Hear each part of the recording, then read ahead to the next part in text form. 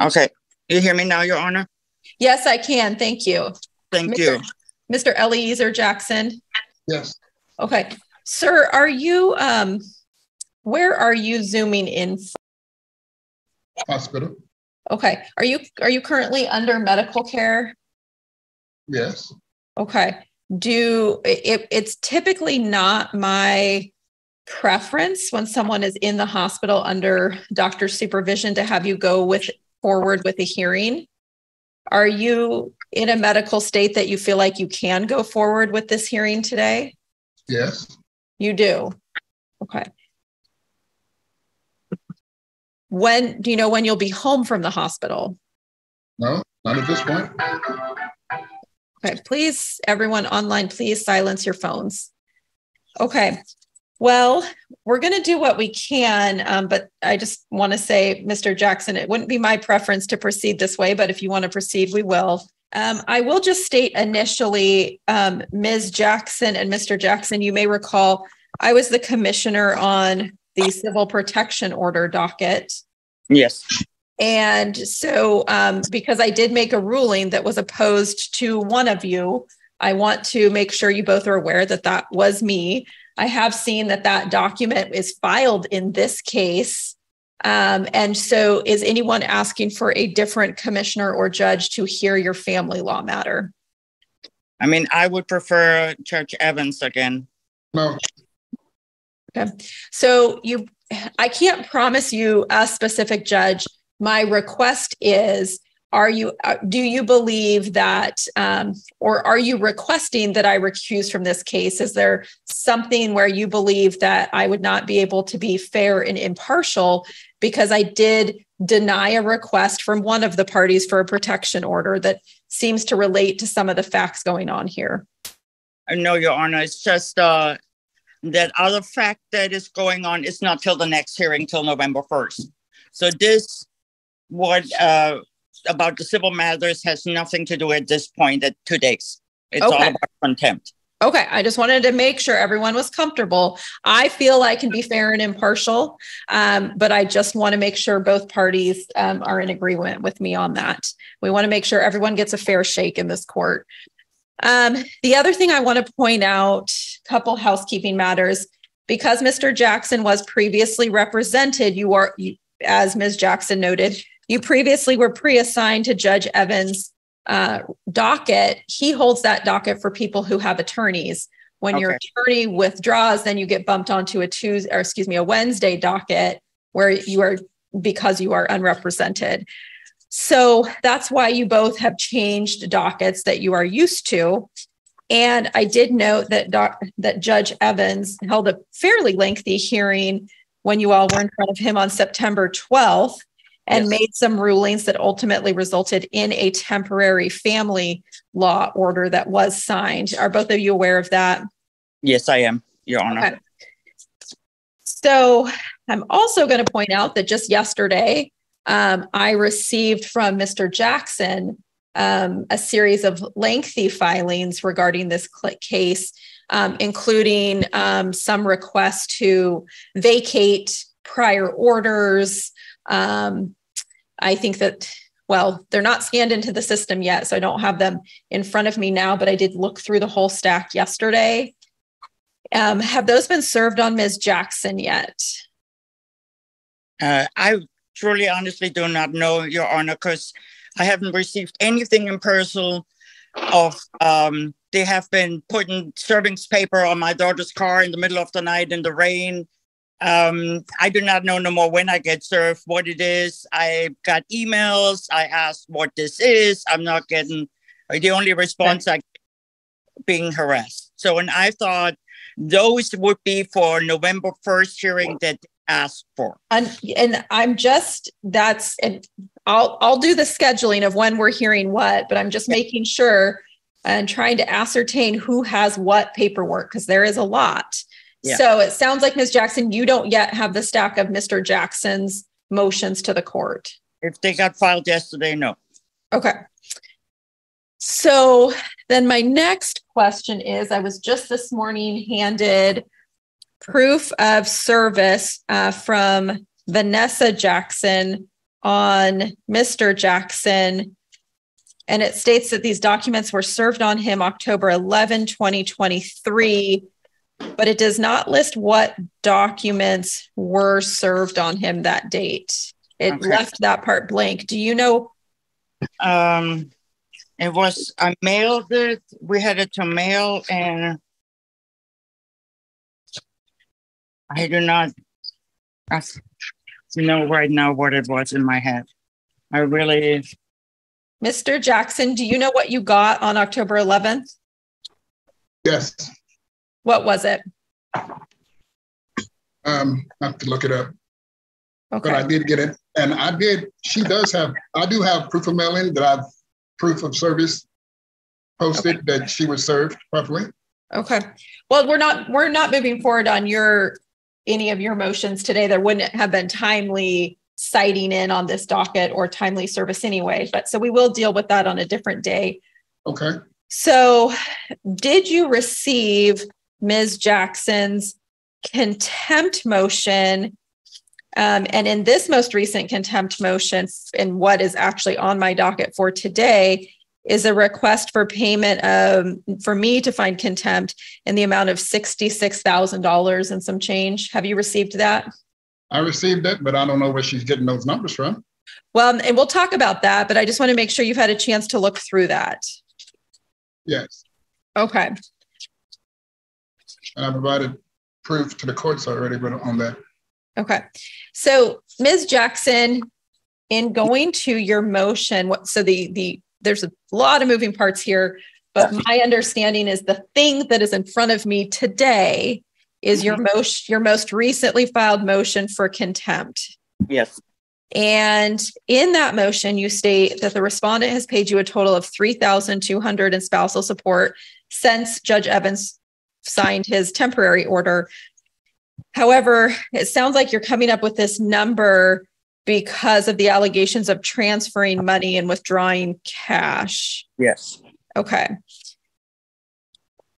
So I'm going back to the time he had paid me $4,800. I just want to, on spousal support.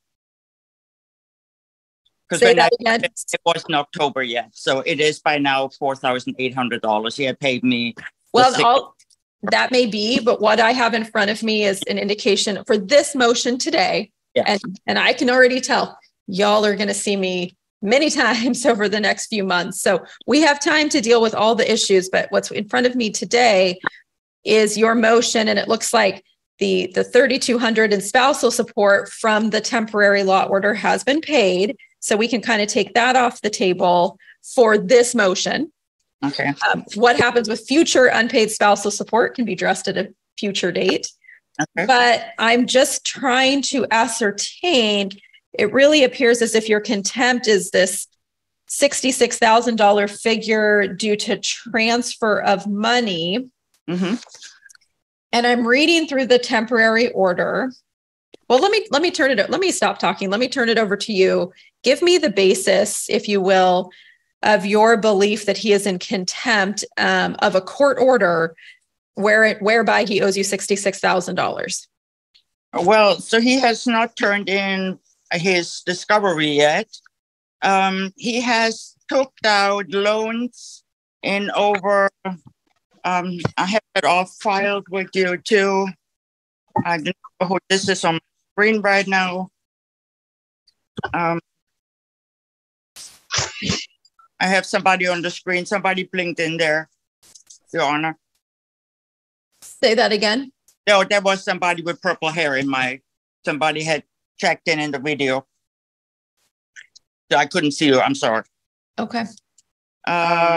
So I have, he has not turned in any of the discoveries or anything else yet. I have no credit report, nothing. And he has been, and his financial declaration is not up to date. He has cash deposited last year, 97,000 and something. He took a loan out with 38,000. He took another loan out with 38,000, with 26,000.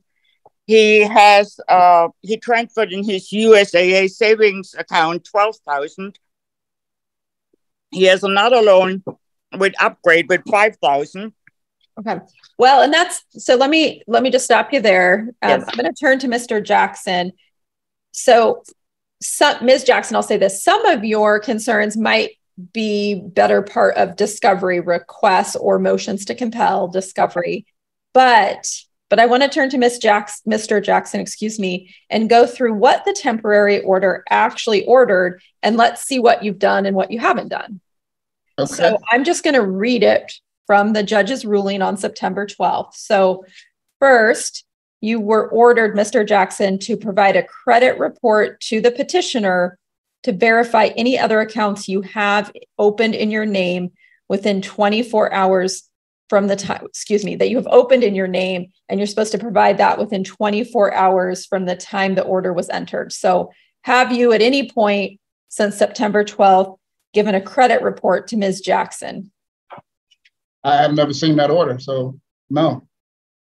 That order was served. Oh, ma'am, hold on. Just, ma'am, it's my turn to talk to him. I will come back to you. Were you here on the September 12th hearing? No. September 12th was supposed to be a deadline to turn in paperwork. And before I could get the paperwork in, I guess. Oh, you had an attorney present at that time? No. No. Yes, Mr. Culbertson was still representing you on that date. He didn't show up to court for as I know, and he never gave me any paperwork, never said anything to me. Okay, so you have not seen, have you seen the September 12th order? No. Okay.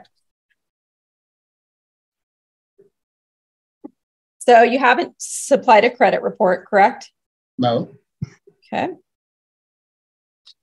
Is that something that you can do? Sure. When can you get that done by? Probably today. It's not hard. Well, her name is on my credit, so I don't know why she can't get it herself. Sir, because she's not going to pull your credit report. So I can find you in contempt today, or I can give you another 24 hours. What would be your preference? 24 hours. I don't know. Okay. Like I said, I don't know anything about that order. Okay. Then you were also ordered to trade vehicles with the petitioner. Have you done that? No. Okay. Ma'am, are you still asking that the vehicle be traded with you? Yes, because it was already put in on July 18th in the orders. Every single time it was put in the orders to trade the car. Okay. Sir, when can you get that done by?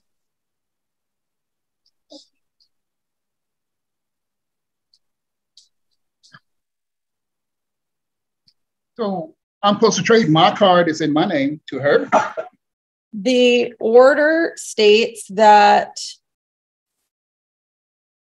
the petitioner will use and possess the 450 GL Mercedes-Benz, and then respondent will possess and use the 240 Mercedes-Benz. So I provided the court documents that is my vehicle, not hers, okay. And she is driving her vehicle. So, sir, I'm just letting you know what a prior judge has already ruled during a period of time when you were represented by counsel. So I don't want new argument on it. I just want to know when you can do that. When can you make that transfer? As soon as I get out of the hospital. And do you know when that will be? No, not yet. So like today or a week from now? It could be a week. I just got here last night. Okay. On that one, what I'm going to do, especially because you are in the hospital, I also have seen the paperwork you filed where there's some allegations of issues with your prior attorney that are probably going to turn into a bigger issue. I'm going to have you all come back next week on this Wednesday docket at 10:30 a.m. We're not done going over the contempt motion, but I'm going in my new review order. You're going to have until next Wednesday at 10:30 a.m. to make that car transfer. Otherwise, we're going to readdress it next week, okay? Okay.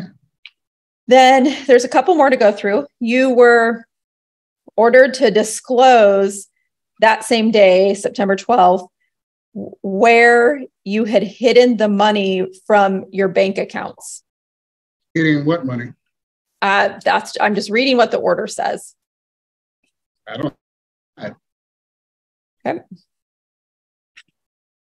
that is something we'll review on 10:30. And I think in reading the judge's notes from Judge Evans' hearing was essentially that if there are bank accounts during your marital time together that have shared funds that Ms. Jackson doesn't know about, she needs to be told about them.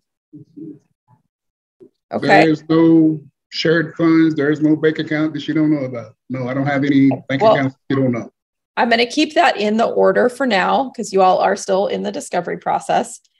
There was another requirement that you deposit the money that you had taken from the joint Chase account and deposit it into the court registry.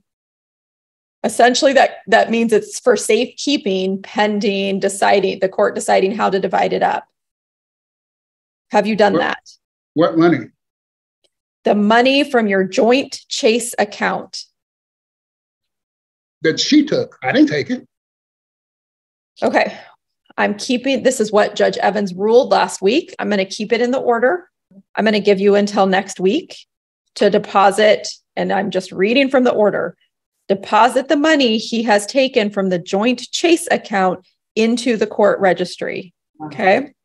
Okay. And then I have to deposit money that she's taken? That you have taken. What money have I taken? That's what I'm trying to understand. Sir, I'm reading you what the judge ruled at a time when you were represented by an attorney. So then the last thing the judge ordered was that you were to give $5,000 towards renting a place to live and co-sign if necessary, if you're to remain in the family home. And Ms. Jackson, Ms. Jackson, I may need some clarification on that one. I'm not quite following what the judge's ruling is on that. Yeah. Am I allowed to speak, Your Honor? Yes. So the judge had, at one point, there was about the $5,000 in co-signing, but he also signed on the 12th of September that I can have back our residence and he has to move out, because prior to that, it was already that he has to move out with police standby. That was on the 12th of September. He put that order in that he need to move out with police standby. And it should say in the order too. I did see that. And is he moved out? No. Okay. So you were supposed to have moved out by September 1st, or if the order was signed later at a later date. And I think the order was entered September 12th. So you were supposed to have left the residence with police standby if needed by September 12th. If you never received the order. How am I supposed to know? I've never seen no order saying that, so I don't know. Your attorney is under investigative. Where can you be served right now, sir, if Ms. Jackson is to get you a copy of this order? I'm in the hospital. Legacy manual. Okay, sir, where can you be served? Where do you have an email address she could send these documents to? She knows my email address, yes.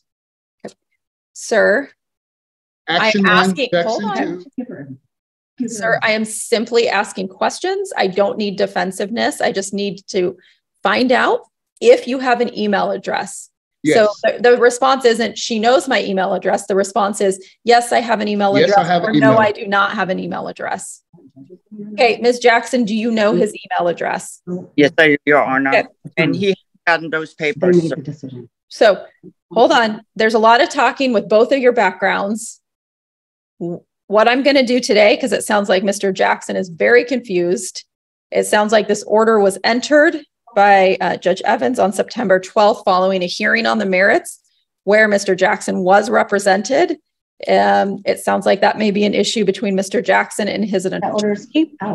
But out of an abundance of caution and equity, I'm going to hold off on ruling on the contempt.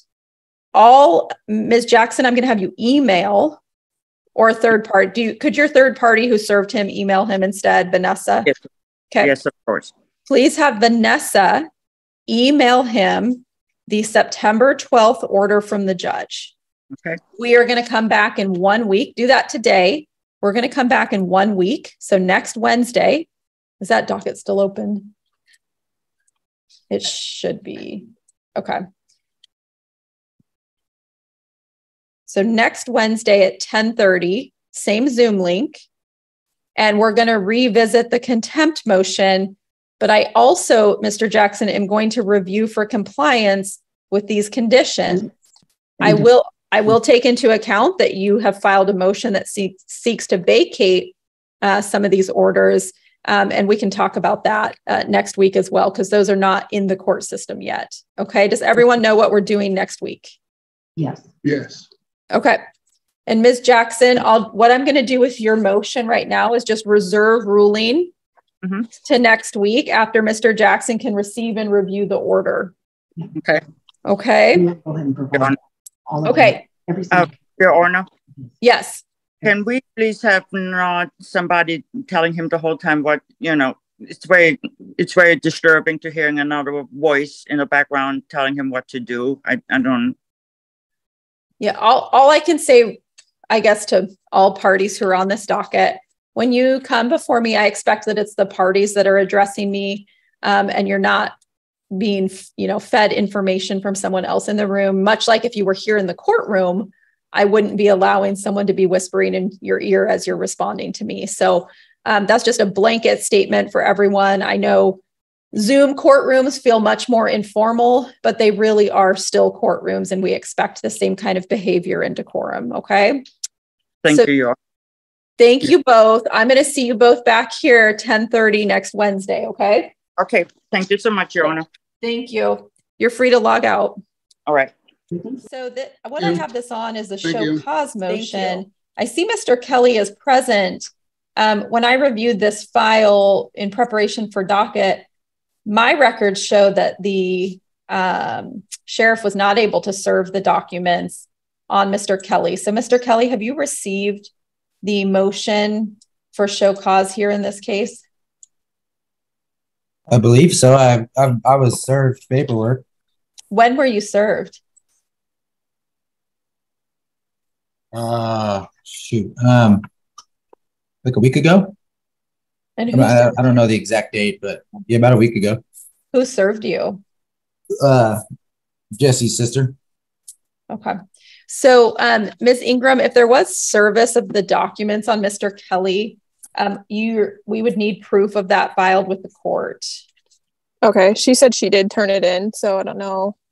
If she turned it in like yesterday, it wouldn't be scanned in time. She said she turned it in last week on Monday, so. We do not. I'm just looking to see. Sometimes they hand me late filed things and I'm not seeing it. But Mr. Kelly, it sounds like you're saying that you did receive the order, or excuse me, the motion. Yeah. Okay. Do you anticipate filing a response to it? Yes. I'm not honestly sure how this is supposed to go. I mean, I just seen court date, and because I've got a whole lot going on in my life right now that this is just, I didn't really look too much into it. I seen court date and was like, okay, I'll be at court. Okay.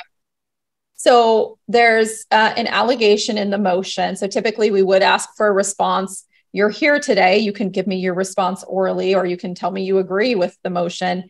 But essentially right now, the motion is that you have failed to pay $50 per month since November of 2022.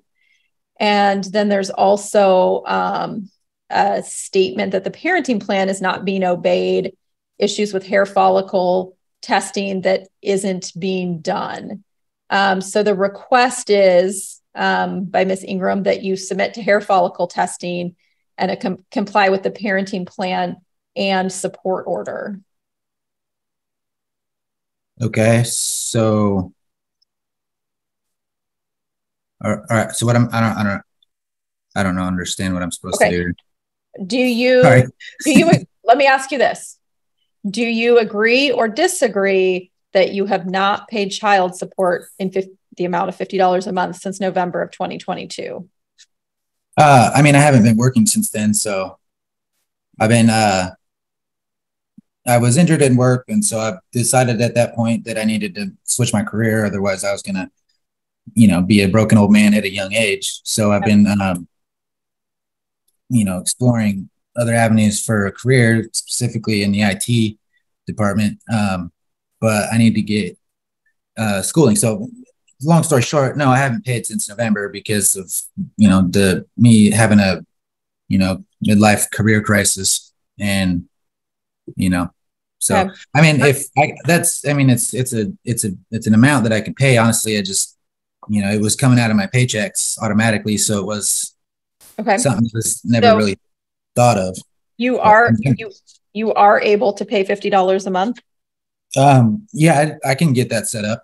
No problem. And even catch that up, that $600 up that are roughly that I owe rather quickly as well.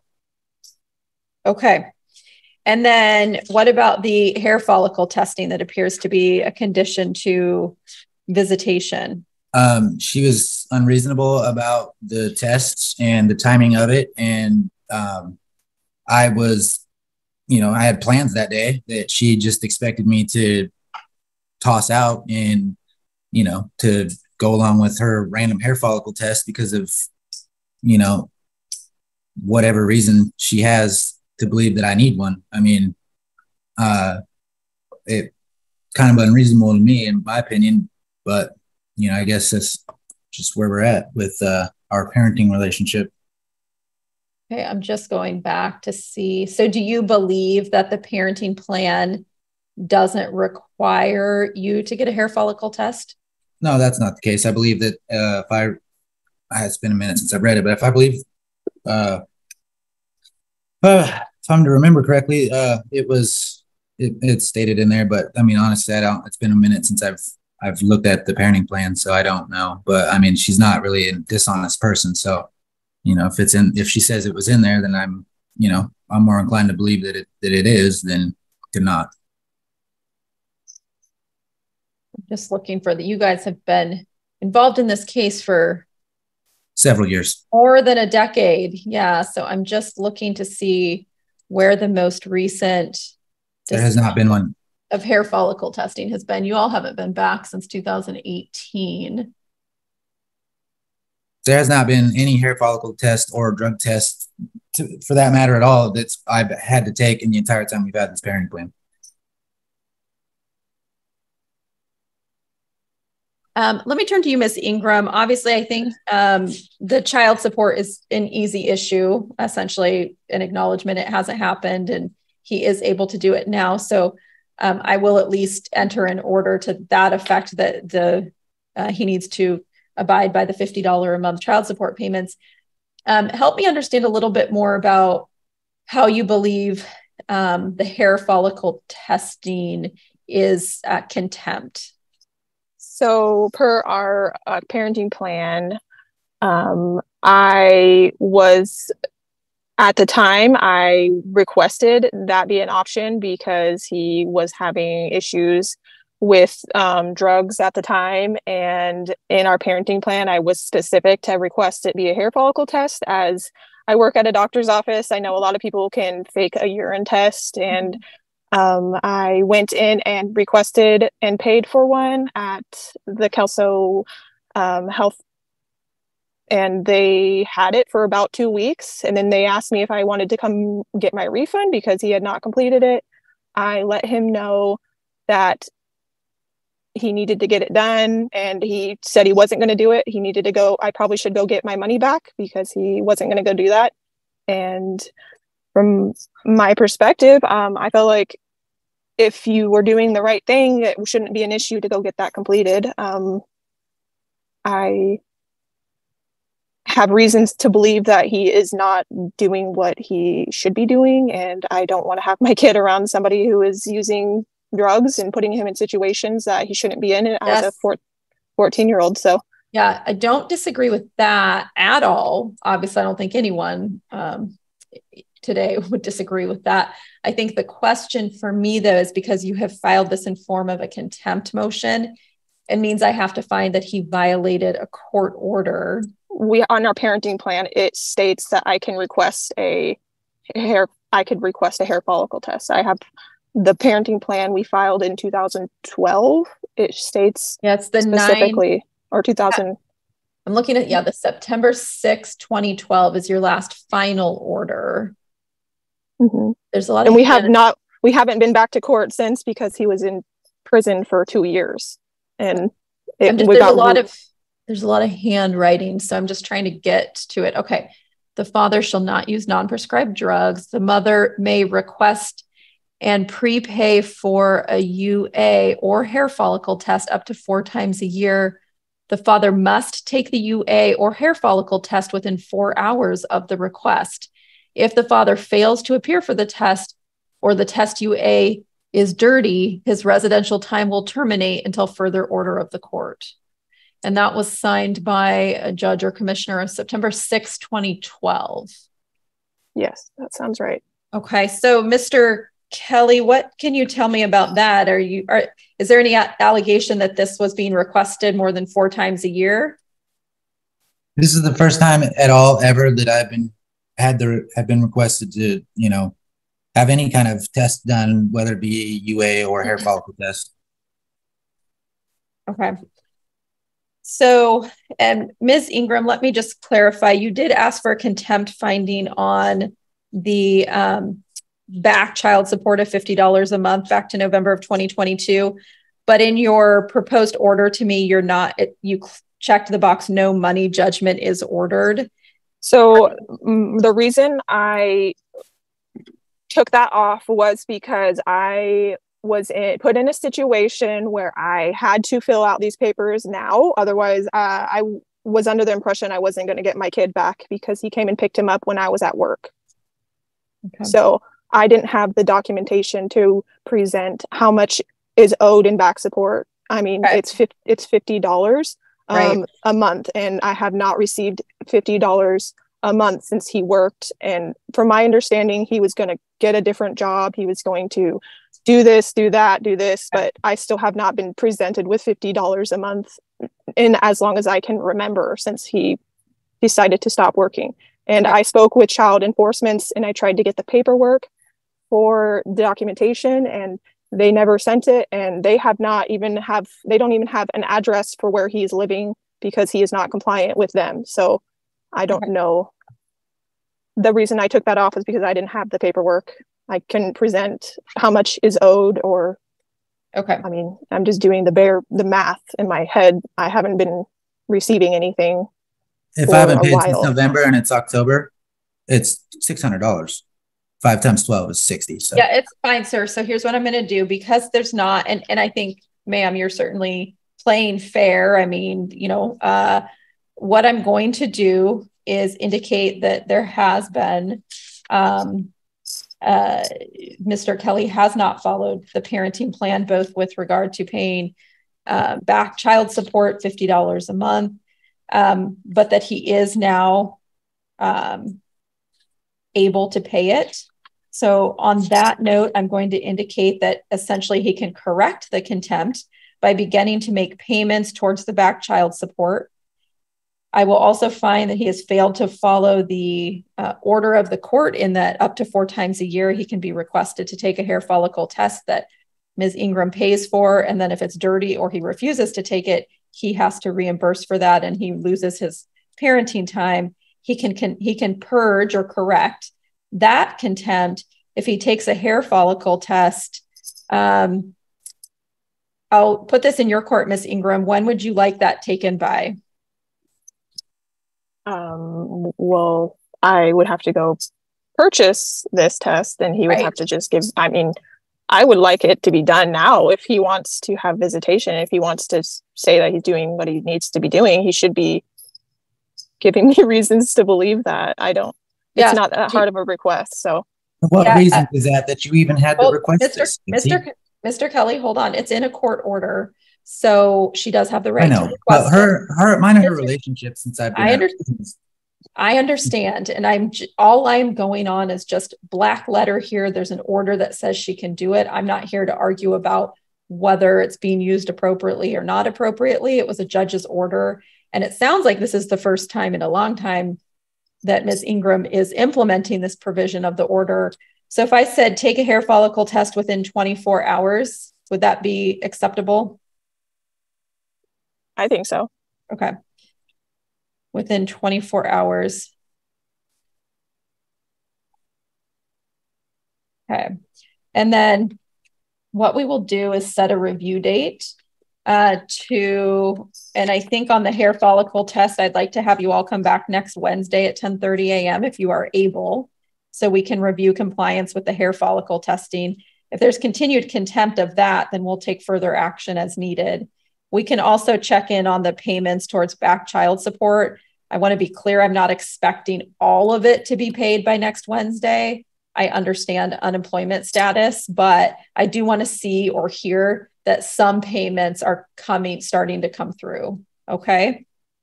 And so essentially what that means today is I have found contempt on both of those issues.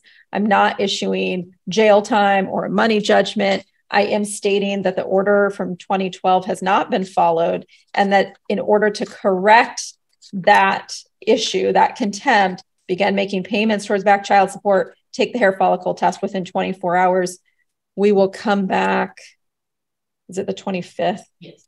October 25th, 2023 at 9 a.m. on the family law docket. And we'll review those matters. Okay. Okay. All right. Any questions for me from either one of you? Nope. Okay. Thank you both. We'll see you next week. Okay. Thank you. So I know Ms. DeShock, you had filed the restraining order request and the adequate cause motion to change a parenting plan. I've read the motion. I understand your basis for it. The only reason I don't think we can move forward today is that I don't have proof that it's been served on Mr. DeShock and he's not here. What do you have any update on whether he's been served with this motion to appear today? Yeah, his wife told me that they had received the documentation and everything, and that he knew he had court. The restraining order shows that we're restrained from each other as well as my daughter. And so I haven't been able to reach out to him personally, but my daughter has talked to her stepmom a couple times, and they had said that they were going to be present for this and that they did know about it. Yeah, and I believe you. I don't disbelieve you. I just can't, as a court of law, proceed just on one party's statement that the other person has been served, because what I have, the last thing I have in my system, and let me just double check that nothing has come in late.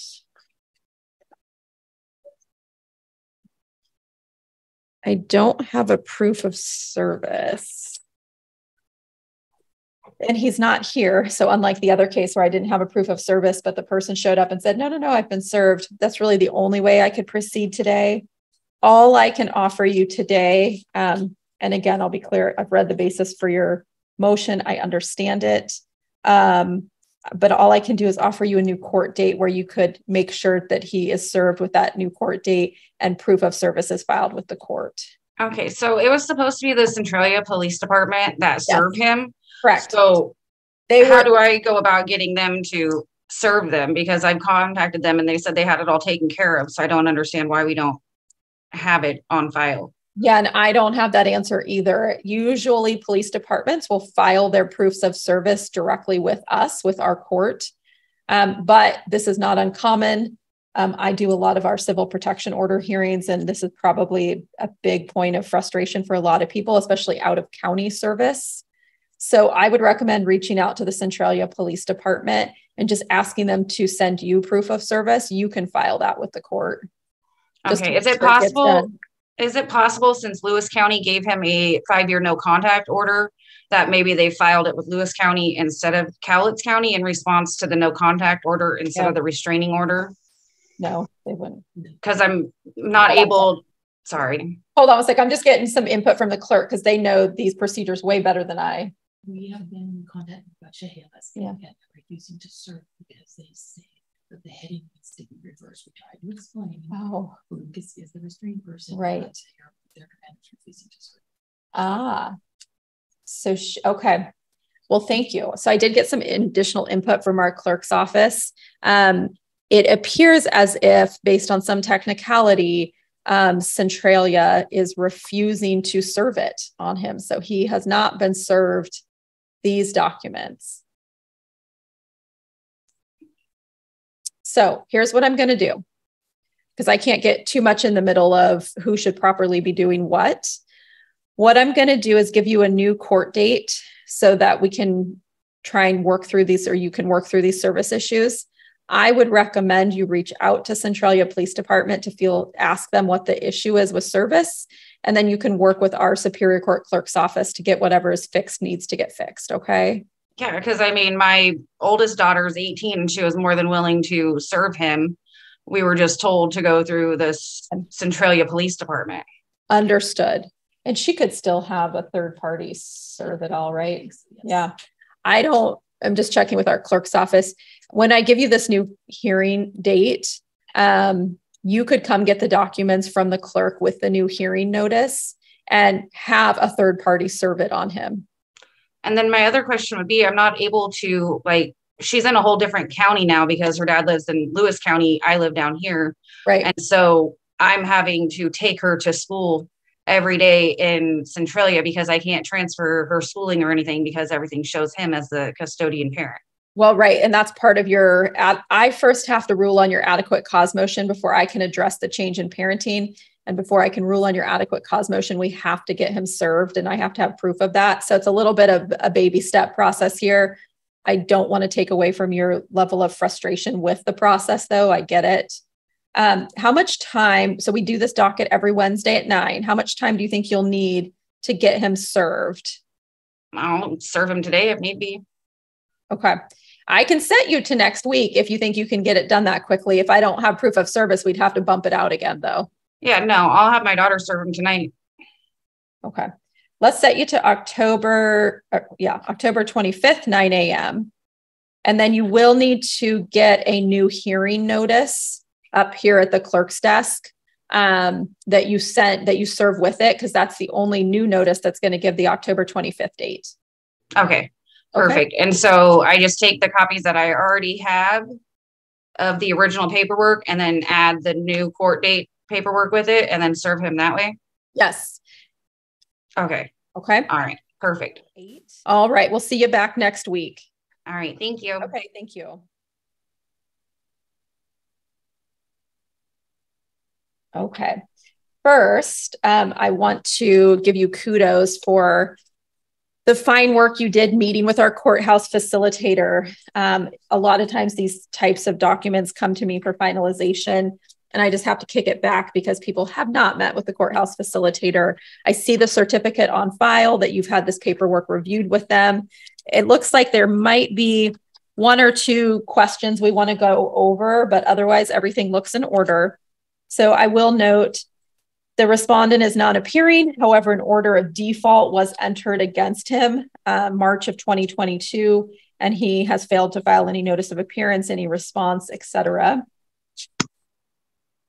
The petitioner has met with courthouse facilitator, to go over the finalization of paperwork. The first question that was flagged for me was, did you have a question about the child support statement? So this is page 10, findings and conclusions about a marriage.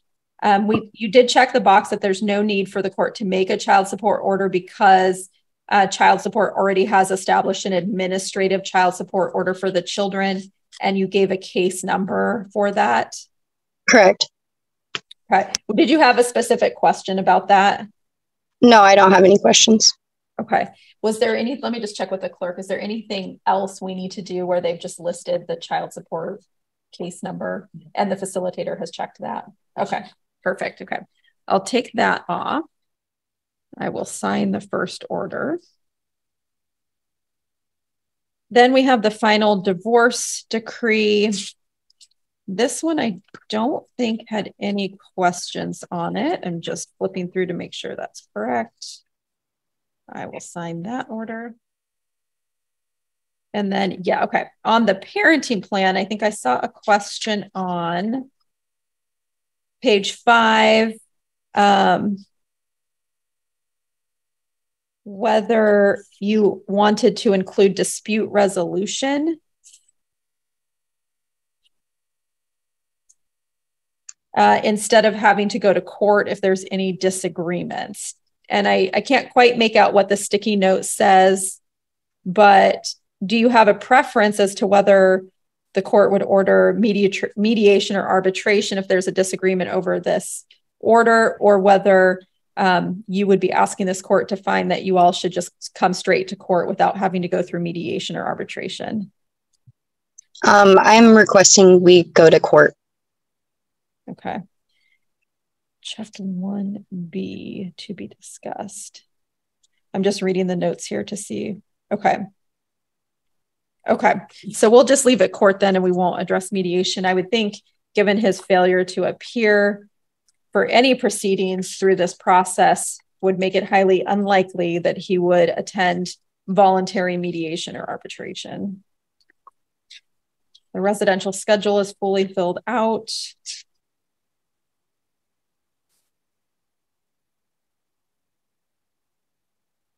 Okay. Any other questions for me before I sign the final order? No. Okay. All right. I have those signed.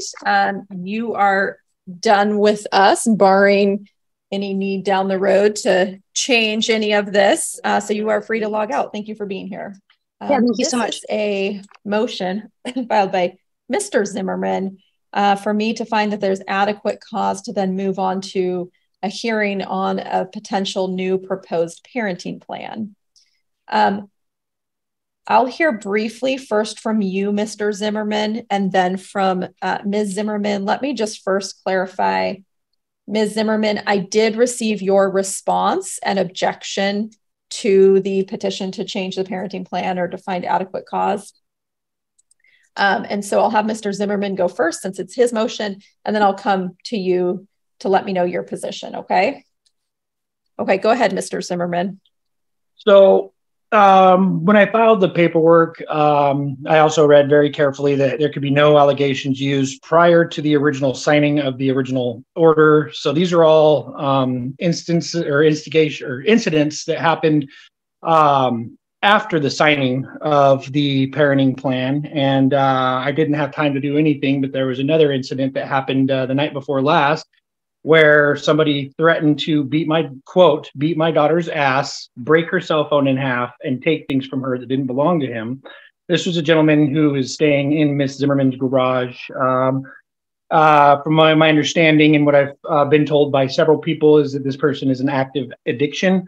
There was an incident where my daughter and Miss Zimmerman got into a confrontation, and this gentleman stepped in and started overstepping his boundaries and threatening our daughter. It's been an ongoing situation. I've received phone calls from Child Protective Services. I had to go in and speak with them. I have also received text messages from Desiree's oldest daughter, Megan, about the situations that have unfolded, as well as our own daughter. It's just been a constant situation of poor parenting choices, and this is all stuff that has been happening since the original signing of the original order. And so I'm really concerned about the safety and well-being of the children. Instability, I do know that she has gotten employment, which is very good. That's awesome. I am very happy for that. However, I am really still concerned about the safety of the people that are allowed to be around our children, and it is very concerning for me. Help me understand the timeline a little more, because to find adequate cause, I have to find that things have changed. And I heard what you said about a recent incident.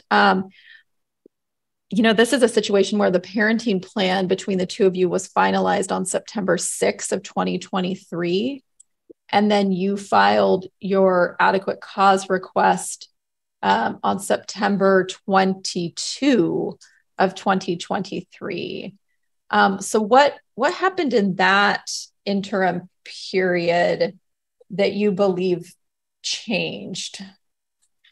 I do know that Ms. Zimmerman has informed me that she had served her landlord with a notice to vacate the premises, but I was informed by her landlord that she was served with eviction papers or to leave the premises due to drug activity, traffic, and loud parties and kids all night stomping around. The neighbors have reported to her landlord, as well as informed me of every incident that's happened. There's the attack on Sarah, where she was drugged to the ground by her hair and drug out the door. And Desiree's excuse for that was that the police told her that was okay to do it. There's the suspicion that Desiree was still using from not just myself, but a bunch of other people, including one of the children. These are all things that have happened since that day. So these, I mean, it was like I got flooded. My inbox was flooded. It's very concerning. So I don't mean what you mean by the timeline or what's going on. That's the things that I've received since the signing and agreement on the divorce papers. And so the eviction or moving out notice, was that after September 6th? Yes. Okay. Well, I was notified about it. Yes. Got it. Okay. Okay. Let me go to you, Ms. Zimmerman. I have read your response. What would you like the court to know? We still can't hear you. Oh my gosh, so sorry about that. I'm not used to using my friend's laptop. That's fine. So, Your Honor, this has been a very difficult divorce and separation. In the beginning, we tried to do things as just roommates, and then things became very physical. And when I asked him to leave, he refused. So I ended up grabbing what I could and living out of my car for months while still paying the rent and bills while he was not working. I'm bringing that up because it's just been very, very, very difficult for the kids. They've been through a lot. Eventually, I was able to get back in the home and had him removed. And when I first returned back in the home, it was very chaotic. The kids had control over the home from all of the times that they were left to fend for themselves. And I did at first parent out of guilt because of everything that they had been through as children. Tried to be understanding, but with the help and guidance of my mental health counselor and my sponsor at NA, I began to take control over the home and put my foot down and stick to my boundaries and rules with my children. And because of that, my oldest daughter, my 16-year-old, has been on the run.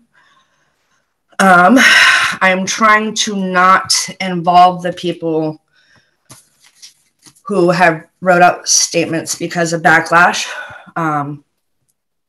and because of how they are connected to Chris and myself in the long run. Yeah. So hold on, ma'am. I'm going to try and hone you in a little bit. So I understand also your case has been going on for a bit of time. And you guys thought you had resolution and now you're back here. Yes, I'm getting to it. I understand that, but well, that's what we need to focus on. The only thing in front of me is, has something changed since September 6th that would warrant me revisiting the parenting plan? So that's my question for you is you have filed a response to the main allegations are eviction, living conditions for your children, drug usage around the children. So what can you tell me about those primary issues? With the homelessness, at first, the landlord did give me a 10-day comply or vacate because I was being accused of several people living in the garage. And in my response to that was a video that I sent to her that the garage was empty. And she said that was more than enough evidence. And I informed her then that I was actively looking for a place to live because of the toxicity of the neighbors around me, including the ones next door. I'm going to try and phone you in here, ma'am. Let me help you understand a little bit. We're not here on a full-blown trial of the facts. This is a very quick fact-finding type of discussion where I decide, is there a threshold showing for adequate cause? And then we move on to an actual hearing on what a parenting plan should look like if I were to grant the adequate cause. So let me ask you a couple pointed questions. Thank you. One is, do you have a home you're living in now? Yes. Were you evicted since September 6th? I have my a copy of my letter that I gave to the landlord stating I'd be out by the end of the month. Okay. Where are you going at the end of the month? I am waiting to hear back on 5 different places that I've applied for and still actively searching. I just got my housing amount printed from HUD.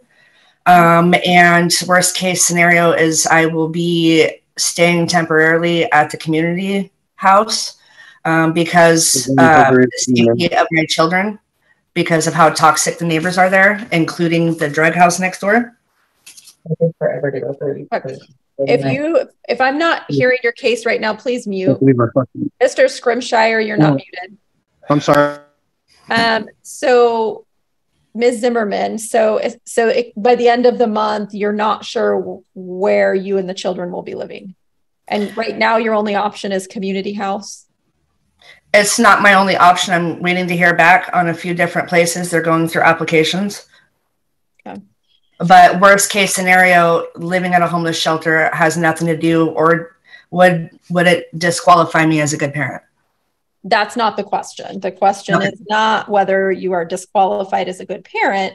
The question is, has there been a substantial change in circumstances since you guys entered the parenting plan where the court would want to revisit what that parenting plan should look like? So not a question of your fitness as a parent related to your housing. There is a question about drug usage around the children and perhaps someone who may live with you or live near you that has been a bit unkind to a child. What can you tell me about that? I do have a friend staying with me temporarily. I know him from Narcotics Anonymous. He did stand up for me and help correct my child. He did not overstep. She was being very disrespectful. I had already taken my sleeping meds for the night when the toilet overflooded and I was trying to clean it up. I was there present. Him and I have already had a discussion about that. I do know that the children do a lot of back and forth. And I try my best to have an open communication with him and take that into consideration. I have on my phone our daughter letting me know, sending me a picture of her holding his girlfriend's baby saying I'm late, and this was at 12:30 yesterday, and I might get a ride, and dad officially don't got time for me no more. He's making me learn to use my alarm and I'll be late because of it. I'm tired and exhausted, and Kenai won't wake up, and if I wake dad to wake up Kenai, he will yell at me. Like there's so much evidence, and that's why I'm asking for just to keep it the way it is until we can meet the guardian ad litem. Do you have a guardian ad litem? I was requesting one right now. Okay. I'm doing the best I can. Yeah, here's what I'm going to do. I am going to find that there's adequate cause to move forward with discussing a revision of the parenting plan. I'm troubled that you're telling me that an adult male who you met recently is being put in charge of disciplining your joint child together. You can be surprised by that, but I don't find that acceptable at all. I believe that you're misconstruing my words, but I am fully okay with moving forward. Okay. Hold on, ma'am. It's my turn to talk.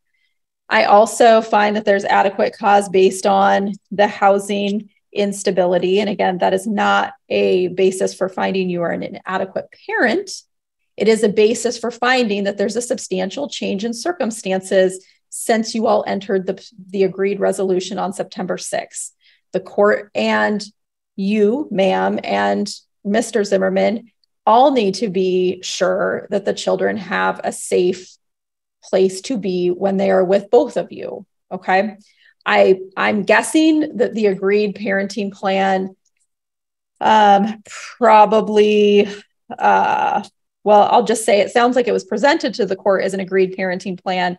You didn't have a guardian ad litem at that time. I agree with Ms. Zimmerman that you absolutely need one. I think the court needs one in order to determine what's in the best interest of the children.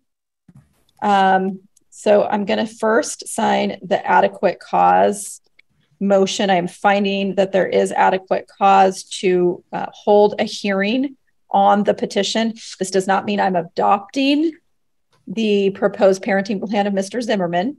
It means we are now going to move forward to start discussing what a new parenting plan should look like. I'm going to set a new hearing date in just a minute for that, but I am going to appoint a guardian ad litem Let me ask you to just a little bit about your income so we can decide who's paying for this. Mr. Zimmerman, what's your monthly take-home income? At the moment, my monthly take-home is, I would say, $1,200 at the moment a month. Okay. Are you working part-time, full-time? I am in transition of starting a new job through Carl's Towing. Okay. So I'm not, at the moment, I am unemployed. Okay. Do you receive any sort of state-based assistance? No, ma'am. Self-supported. Okay. And then how many dependents do you take care of on that $1,200 a month? Well, just the children that are here with me on my days. Other than that, it's just myself. Okay. And then Ms. Zimmerman, what is your monthly income? I am not sure because I was just getting ready. I started a new job just last week, and I was later today, I'm finding that out for proof for HUD. And I start my second job, both part-time on Thursday, well, tomorrow. Okay. Yeah, I just now got daycare squared away to be able to be employed. Okay. So here's what I'm going to do. Right now, I'm going to indicate this will be at county pay. 100% right now will be paid at county expense because you both meet the indigency guidelines. However, you're going to see language in here where I state I'm reserving any reimbursement you may have to give for the GAL fee. The maximum total cost for a GAL is $1,485. The county is paying that right now, but we're going to reserve for a later hearing since both of you are starting new jobs. We'll reserve, I may inquire about your income at a later date to determine if there's any reimbursement that I would apportion you two to pay towards that county cost, okay? Thank you, Your Honor. Give me just a minute to fill out this paperwork and I'll come back to you with your new court date. Okay. So what we would normally do, and I don't expect any of you to have strong opinions, but I am required to read. Just a second, I'm getting another note.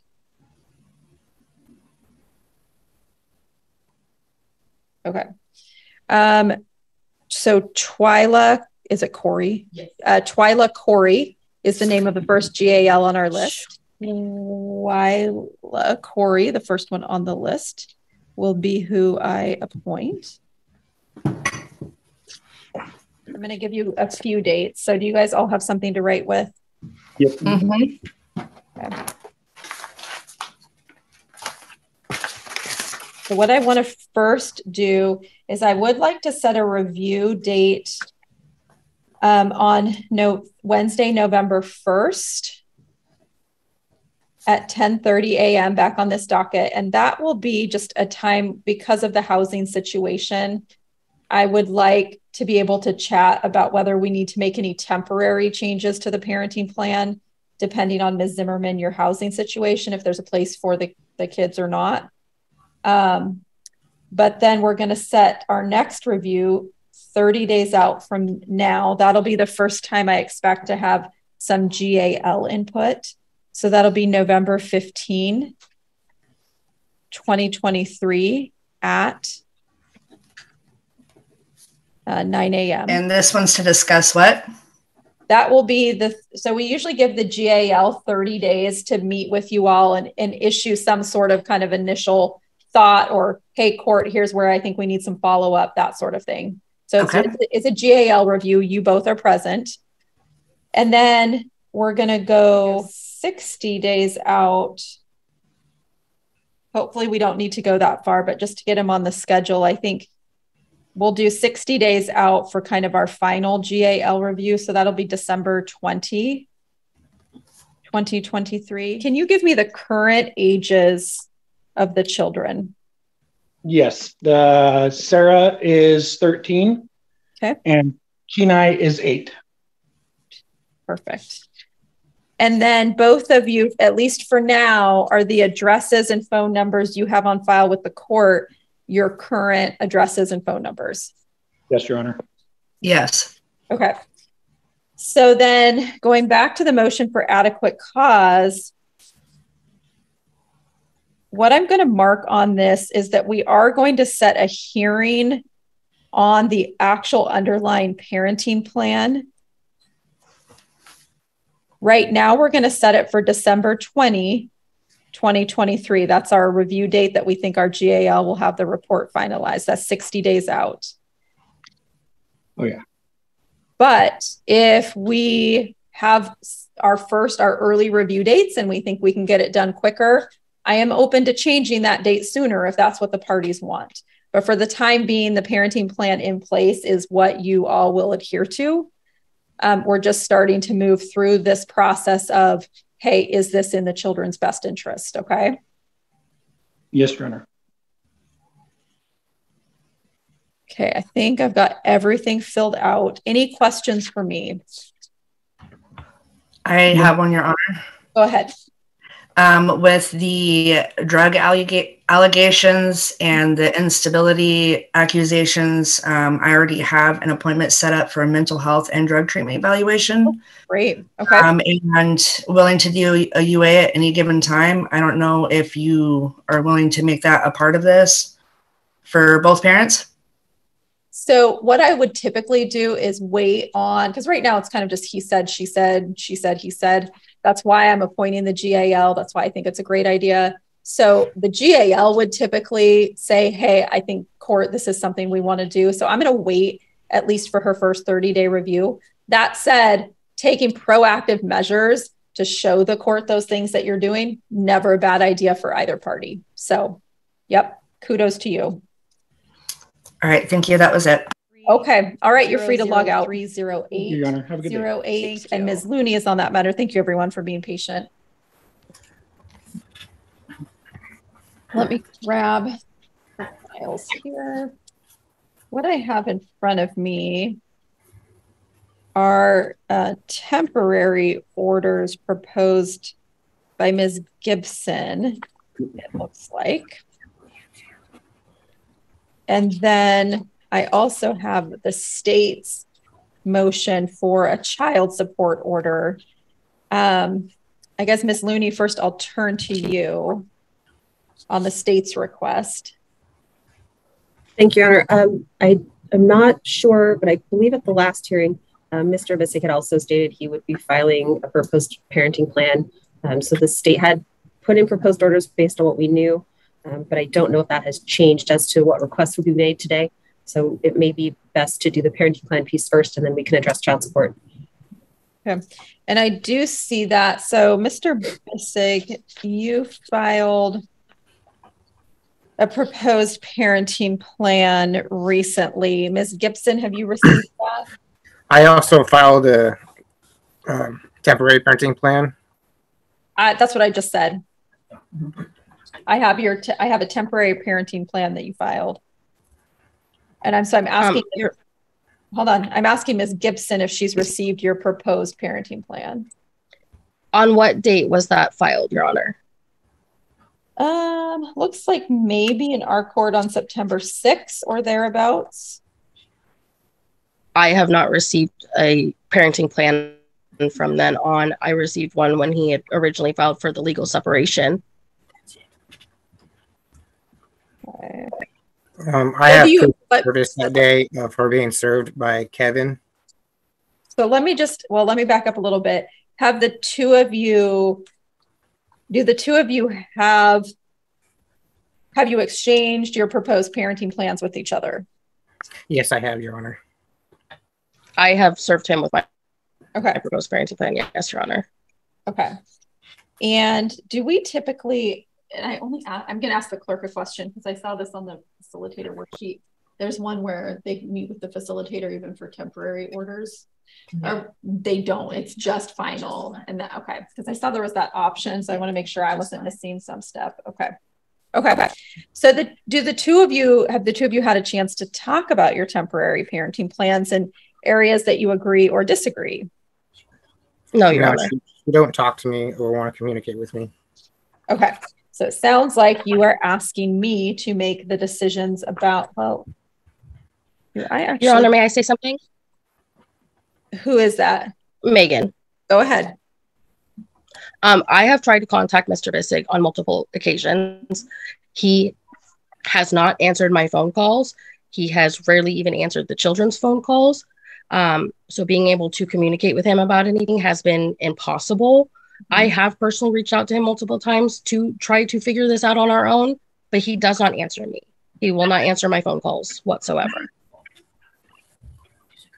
So you guys are very far apart on obviously what you want to see happen here. For instance, Mr. Bissig, you're saying no parent has any evidence of abandonment, neglect, abuse, DV, assault, etc. Ms. Gibson, obviously your allegations are that you're asking the court to restrict visitation because of a lot of, I think you marked every box: neglect, emotional or physical, substance abuse, abusive use of conflict, withholding the child.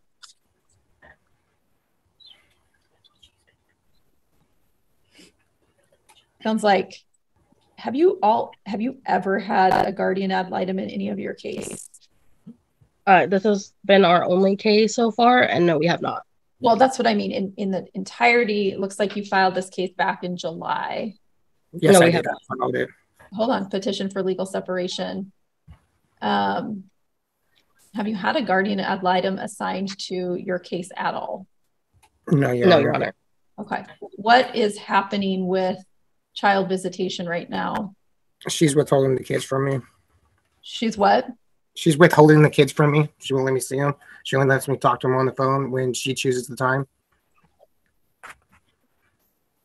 I have given him multiple opportunities to speak with the children, and he has not taken me up on them. He does not reach out to try to get time with the kids.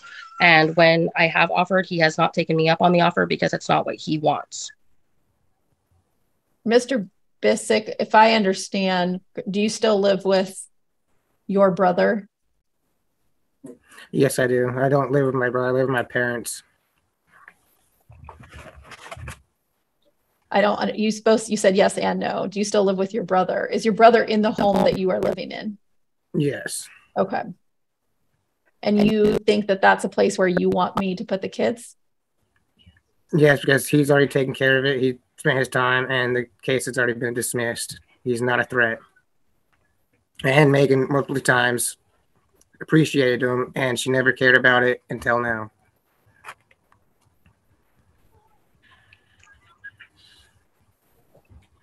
Okay. What I'm going to do, because I do think there's a safety issue with the children present, I am going to adopt a temporary parenting plan. All that means, though, is that this is what is going to be in effect. While I'm also going to appoint a guardian ad litem to your case. When we go to do final orders, before we get to final orders, I will want lots of input from the guardian ad litem. There's a lot here. So first, let's talk about the guardian ad litem. I think you heard on the prior case, I gave 3 names. The names you have to choose from first are Heather Call, Amy Turnbull, and Ann Height. The parties disagree with any of those names or know any of these individuals and would be uncomfortable with them serving. No, Your Honor. I do not disagree. So I'm going to do Heather Call. I'm going to, as the starting point, I'm looking at Ms. Gibson's parenting plan. I am going to reserve. Ma'am, you have all the 3 A and B disqualifying factors listed. I'm reserving on all of those. I don't have enough information. And so I'm going to white out your X's here. That is something that the guardian ad litem will address with the court. So you'll see on this order, it says reserved. Sir, that means I'm not making any findings that any of those limiting factors apply to you.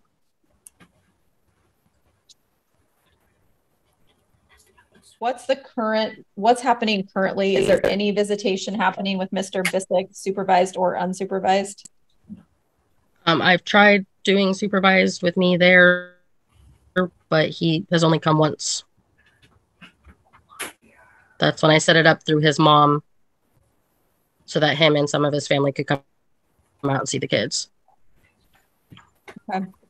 So just for now, for purposes of this temporary order, because it seems like it has been quite some time, and I think that the concerns, sir, I have are, I guess the statements, well, the guardian ad litem is going to look into your household and whether it's a safe place. Right now, I don't think I have enough information to say that it's a safe place for young children, given who resides there. So I am going to require supervised contact with the children only. It can be a professional supervisor or a non-professional supervisor. Who would be the non-professional that you two could agree on? I agree with my Grandma Dodie. Ma'am, is that an agreeable name for you? Sorry, I'm thinking.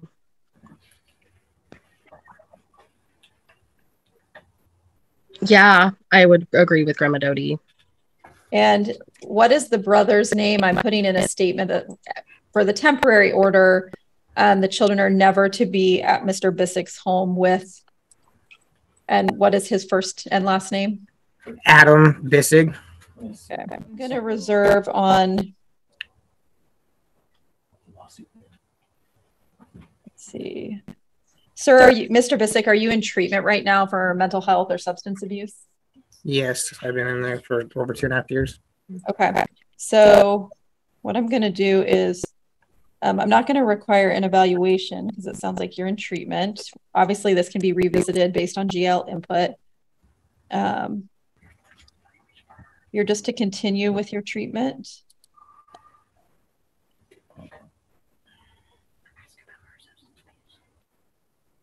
Do you do random UAs as a part of that treatment? Yes, with them and my probation officer. Okay, so random UAs will need to be clean before any visitation can occur.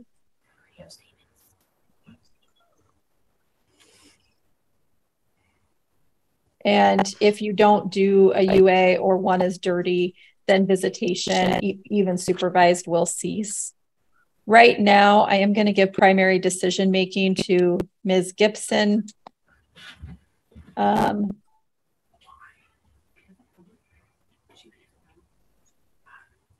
Dispute resolution, it sounds like we've already talked about mediation and nobody thinks that's likely to be beneficial. So I am going to require that you all come to court. The custodian for now is Megan Gibson. The only visitation schedule right now is the supervised visitation. Let's do, I didn't see in here, did you propose how often supervised visitation was being recommended, Ms. Gibson? No, I am fine with 1 to 2 times a week.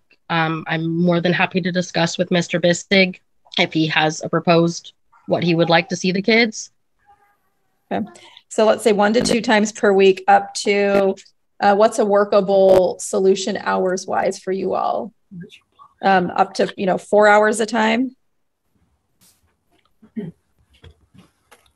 So I do get off work at 2 p.m. and pick them up from daycare by 2:30.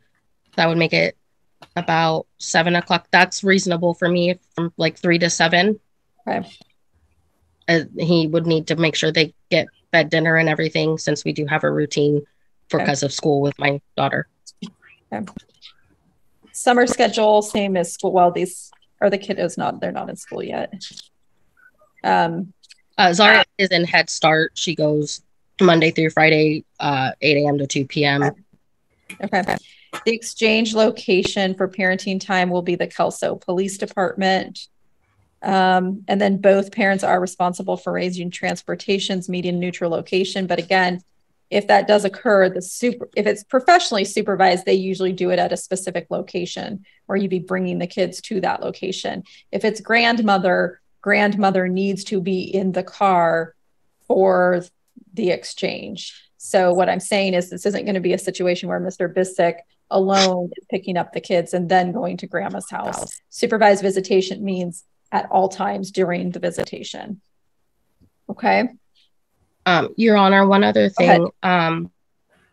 would it be possible to have one of those apps for communication so that we can make sure that if he plans on taking them somewhere, I'm aware of where he's taking the children, so that if he's not where he's supposed to be and taking the kids to his parents' house where his brother does live. Mm-hmm. Yeah. Yeah. So it's called, what I can state is parents to communicate regarding locations and timing of supervised visits via our family wizard. And as I understand it, and I've been meaning to log on and check out if this is true. My understanding is it's an app that you use, and there is a cost, but when you go to log in, or once you log in, you can request a waiver for that cost. It's not much anyway, but there is a small cost, but you can request a waiver for it, as I understand it. Okay. So I am going to sign this temporary order, and then I'm going to set us some return dates. Any questions or points of clarification that you need from me? Yeah, I don't really know why I didn't look at any of my evidence or anything. I'm not sure what you mean by that. Well, it just seems like you're just going off of her stuff. I thoroughly review your evidence, your filing, your case, and I am choosing to adopt her proposal because I believe right now, based on the evidence in front of me, that proposal is in the best interest of the children. It is also what is currently happening, so it causes the least disruption to the children. But sir, I'm not making any final ruling on what your relationship with your children looks like long-term. That's solely within your hands.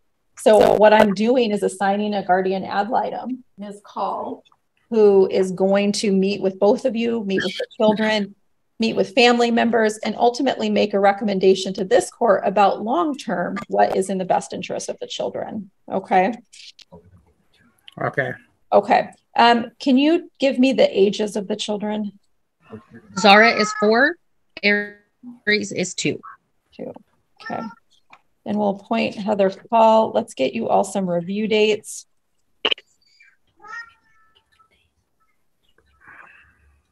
Okay, let's do a 30, 60, 90. So we'll do a 30 review date, a 60 day, and a 90 day. So if I'm roughly correct on that, we will be back for our first review November 15, 2023 at 9 a.m. No. Good, Your Honor. Okay, and then last question, I just want to briefly go over everybody's income to see who is paying or what portion they are paying for GAL. Ms. Gibson, what is your monthly income? My monthly income is around $2,000 a month. Okay, how many dependents do you take care of on that? 2. Okay. 3, including myself. And do you have anyone else contributing to the household income? No. Okay. Mr. Bissick, what's your income? Roughly around $2,000 a month. Okay. And how many dependents do you take care of? Myself and the kids when I have them. Okay. 2,000 with 2 dependents plus yourselves. I will find that this will be a county pay case right now, 100% at county pay, but I am going to reserve to a future hearing. We'll take a look again at your finances and see if there's any reimbursement that would be reasonable to be paid to the county. As you heard from the last case, the maximum the county pays is $1,485. And so if we had a hearing on reimbursement, it would be whether I believe the parties can reasonably afford some reimbursement of that amount. Okay, so I think I've got everything I need on guardian ad litem. Are the phone numbers and addresses you all have used to file documents with the court still accurate? Yes, Your Honor. Okay. Okay.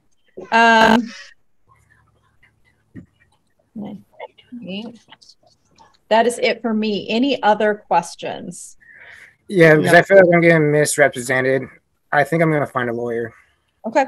Yeah, if you, Mr. Bissick, if you hire a lawyer, certainly just have them file their notice of appearance. And then we have specific dockets that we put the attorney represented matters on. So I always encourage people to seek counsel. It will change your hearing dates. That's fine. Okay. That's okay with me. Okay. Any other question? Oh, yes. Yeah, we just yes. asked to address child support, Your Honor, before we close. Let me pull those orders up that I set aside. Okay, go ahead, Ms. Looney. Thank you, Your Honor. So we did put in a proposed temporary child support order, which had Ms. Gibson as the primary parent, as that was what we knew at the time. And we have taken parents' income from their 2023 employment security data, and we have calculated that at 35 hours per week at their current wages, giving a net monthly income for Mr. Bissick of $2,605 and for Ms. Gibson of $2,607. So they are at a 50-50 responsibility for the children's care at this time. So the transfer payment that is being requested from Mr. Bissick to Ms. Gibson is $741. That's $370.50 per child. Excuse me. Okay, and I do see that in front of me. So Mr. Bissick, have you had a chance to review the state's proposed child support order? Yeah. Okay.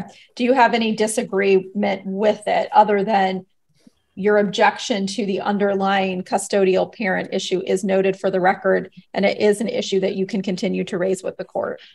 Yeah, I feel like the price is a little out there. Like, I don't see how I'm supposed to support myself and do all that and take care of all my bills and still be able to live. So I'd be pretty much working for free at that moment. Okay. Tell me more. What types of expenses do you have that would render this payment something you would not be able to afford? I got court fines that I'm paying on, probation fees. I have to pay for treatment myself. And I help my parents out with rent, utilities. I have to buy food, gas to get back and forth to work. Have you supplied any of that information to the state regarding what we would potentially call any extraordinary expenses? No, they never asked for any of it. They just gave me the temporary one.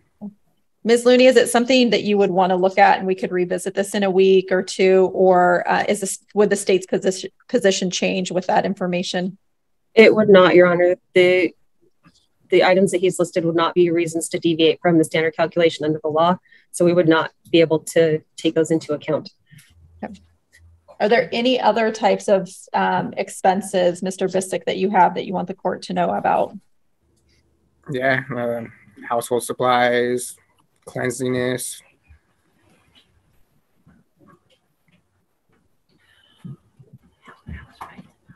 Okay.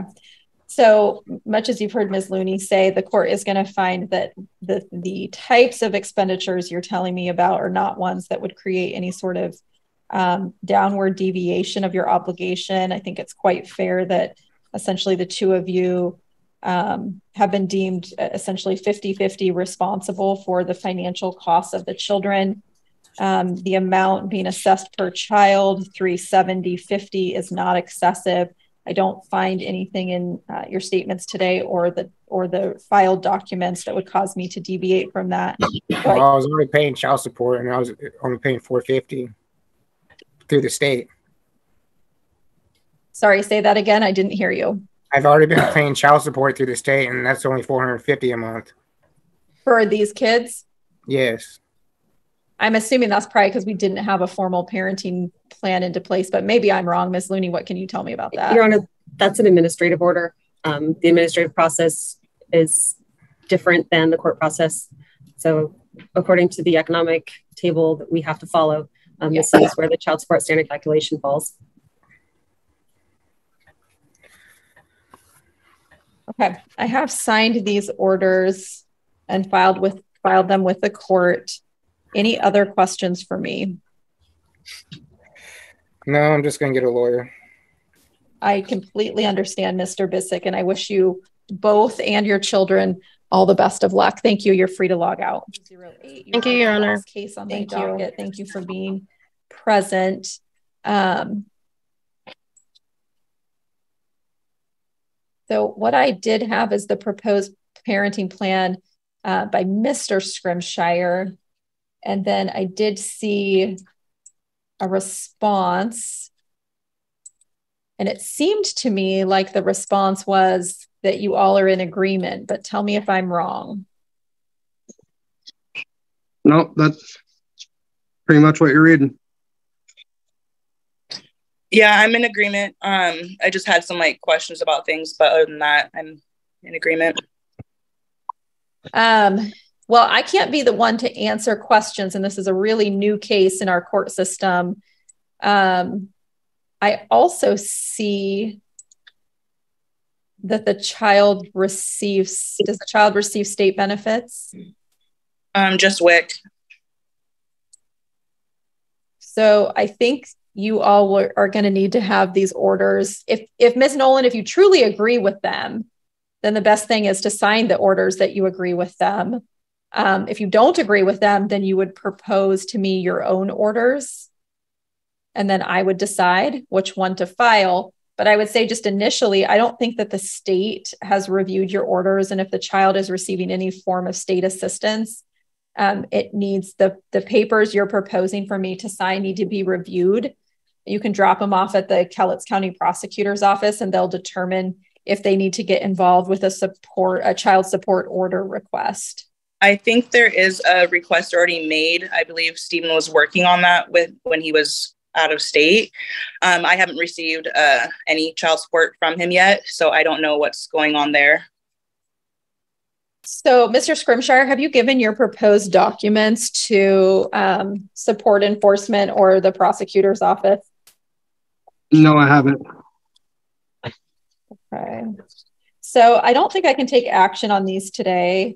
Those orders will need to be served on them because they will need to be present when we do any sort of temporary orders that establish custody and child support. So let me give you all a new date. How much? I'm going to go at least 2 weeks out. Do you want more time than that to get the orders to the prosecutor's office to review? No, that'll work. Ms. Nolan, will 2 weeks work for you? Yeah, that should be fine. Okay. So let's reset you to November 1 at 9 a.m. And your only obligation or your only homework is to get, well, let me give you two things. One is if you both truly agree on the proposed parenting plan, you should submit one that has both your signatures on it. But if you don't agree, then propose 2 different copies. And then the court can rule on the things you disagree on. Yeah, I have not turned mine in yet, but I did have like a little plan proposed. I've just been working, so I haven't had a chance to turn everything in, and I wanted to talk to Stephen first. Okay. So do you want more than 2 weeks? I give you 3 weeks, give you guys some time to talk, see if there's agreement, and then file it with the prosecutor's office? Yeah, that's fine. Okay, let's do 3 weeks. I apologize to the court. I'm going to switch us. This one will be November 8 at 9 a.m. And then, so do I need to turn in the state stuff, or what do I need to turn in? Is that on him or me? So if you agree on one order, either one of you can turn it in. If you guys are disagreeing, I would each submit it to them because they can come up with proposals based on what the court could adopt. They would have both orders ready. Okay. Okay. And this is for child support? Correct. Because the child support is kind of contingent on what we do with residential parenting. And so they take a look at that and determine, hey, if the court does X, child support is Y. If the court does Y, child support is X. Okay? Okay. All right. Thank you both for being here. We'll see you back on November 8th. All right. Thank you. Thank you.